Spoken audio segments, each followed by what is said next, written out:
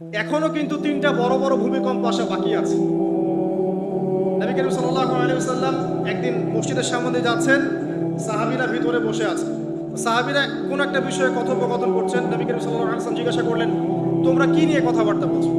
সাহাবীরা বললেন যে আমরা কিয়ামতের আলামতগুলো নিয়ে কথা বলছিলাম। তখন নবীজি বললেন সাল্লাল্লাহু আলাইহি ওয়াসাল্লাম, 10টা আলামত আসার আগে কিয়ামত হবে না। কয়টা আলামত? 10টা। এই 10টা আসার আগ পর্যন্ত কিয়ামত হবে না, নিশ্চিন্ত থাকতে পারেন। কিন্তু এই 10টা কবে চলে আসবে এর কোনো গ্যারান্টি আছে? নাই। তার প্রথমটা হচ্ছে দাজ্জাল, মাসিহুদ দাজ্জাল মানুষের রূপে বের হবে। 2, ঈসা ইবনে মারইয়ামের আগমন। নবী ঈসা আলাইহিস সালাম আসবেন এবং তার হাতে দাজ্জাল নিহত হবে। কোথায় নিহত হবে সেটাও বলে দেওয়া আছে, প্যালেস্টাইনের বাবেলুদ নামক জায়গায়, যে জায়গাটা অলরেডি প্রস্তুত।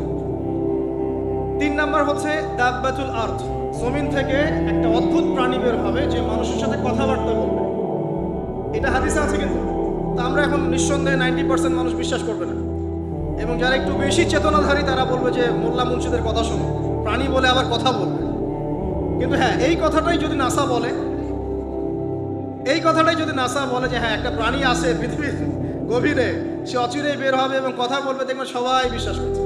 দেখেন চিন্তাগত শিরক। দেখেন যখন আমরা ওইসব মিডিয়া থেকে কোনো কথা আসে, আমরা নিশ্চিন্তে নির্দ্বিধায় বিশ্বাস করি। আল্লাহ পাক হাদিসে বলছেন, নবী হাদিসে বলছেন, দাব্বাতুল আরদ বের হবে, মানুষের সাথে কথাবার্তা বলবে, মানুষ বিশ্বাস করতে চায় না। আর কি? ধোঁয়া। এই ধোঁয়ায় আকাশ ছেয়ে যাবে, ধোঁয়া দিয়ে আকাশ ছেয়ে যাবে। এবং এত বড় ধোঁয়া বিশ্ববাসী কখনো দেখে নাই। এখন অনেকে বলছেন, এখনকার আধুনিক স্কলার যারা, অনেক স্কলারের এটা মত, এটা কিন্তু হাদিসে নাই, তাদের মত হতে পারে যে একটা নিউক্লিয়ার এক্সপ্লোশন হবে। সারা ওয়ার্ল্ড তো এখন নিউক্লিয়ার যুদ্ধের সামনে দাঁড়িয়ে আছে, তখন হয়তো বা ধোঁয়ায় পুরো বিশ্ব ছেয়ে যেতে পারে। এটা তাদের মত, এটা হতেও পারে, নাও হতে পারে। হওয়ার সম্ভাবনা কিন্তু আছে, উড়িয়ে দেওয়া যাচ্ছে না। ঠিক আছে? 4টা। 5 কি? 5 হচ্ছে ইয়াজুজ আর মাজুজ। ইয়াজুজ আর মাজুজ এই প্রকৃতি বের হবে, এরা কিন্তু আদম সন্তান এবং তারা পৃথিবীর পানি খেয়ে শেষ করে ফেলে দিবে, মহাসাগরের পানি খেয়ে শেষ করে ফেলে দিবে। তারপর এই যে 6, 7, 8, এই 3টা হচ্ছে 3টা বড় বড় ভূমিকম্প, যেটা বলতে গিয়ে বেজে আসবে। এই 3টা ভূমিকম্প এখনো আসা বাকি আছে। নবীজি বলেছেন একটা পৃথিবীর পূর্ব দিকে হবে। পূর্ব দিক কোন দিক? বাংলাদেশ, পাকিস্তান, মায়ানমার, আপনার শ্রীলঙ্কা, এই পুরো কন্টিনেন্ট পূর্ব দিক, পৃথিবীর পূর্ব দিক। কোন কান্ট্রি এটা তো বলা হয় না, পূর্ব দিক বলা হয়েছে। এবং এখানে ভূমিকম্প বলা হচ্ছে না, বলা হচ্ছে ভূমি ধসে যাবে, মানে পুরো ভূমিটা নিচে চলে যাবে। এখন যারা এগুলো নিয়ে গবেষণা করেন তারাও কিন্তু সেম কথাই বলছেন, খেয়াল করে দেখেন। তারা হয়তো বিজ্ঞান দিয়ে ব্যাখ্যা করছেন, কিন্তু হাদিসে কিন্তু এটা বলা আছে। আরেকটা হচ্ছে পৃথিবীর পশ্চিম দিকে। আর পশ্চিম দিকে কেন হবে জানেন? সমকামিতার কারণে, সুদের কারণে, জেনার কারণে, পর্নোগ্রাফির কারণে, এবং সারা বিশ্বকে তারা যে জুলুমটা করছে, এই জুলুমের প্রতিফল হিসেবে আল্লাহ পাক ঘোষিয়ে দিলেন। এর কোনো অস্তিত্বই থাকবে না। এখন মনে হচ্ছে না যে পুরো সারা ওয়ার্ল্ডকে রুল করছে, অস্তিত্বই থাকবে, ভূমিধস।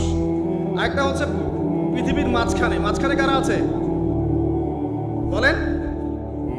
মাঝখানে আমাদের আমিরুল মুমিনিনরা আছে এখন, নাকি? যারা গান বাজনাকে উন্মুক্ত করে দিচ্ছে, যারা পর্দা শিথিলতা নিয়ে আসছে, হ্যাঁ, যারা ইসরায়েলের সাথে আতাত করছে, এরা আছে, আমিরুল মুমিনিনরা আছে। তো সেখানেও একটা ফিতনা অপেক্ষা করতে থাকেন। তো এই কথাটা বলতে গিয়ে আমি এখানে এসেছি। পৃথিবীতে কিন্তু এখনো 3টা বড় বড় ভূমিকম্প বাকি আছে। আর সর্বশেষ আলামত হচ্ছে ইয়েমেন থেকে একটা আগুন বের হবে, বিশাল আগুন। এই আগুনটা মানব জাতিকে হাসরের মাঠের দিকে তাড়িয়ে নিয়ে যাবে। এই 10টা আলামত না আসা পর্যন্ত কিয়ামত হবে না। অতএব আপনি এখন রিল্যাক্সে নাকে তেল দিয়ে ঘুমান, নাকি ভাই?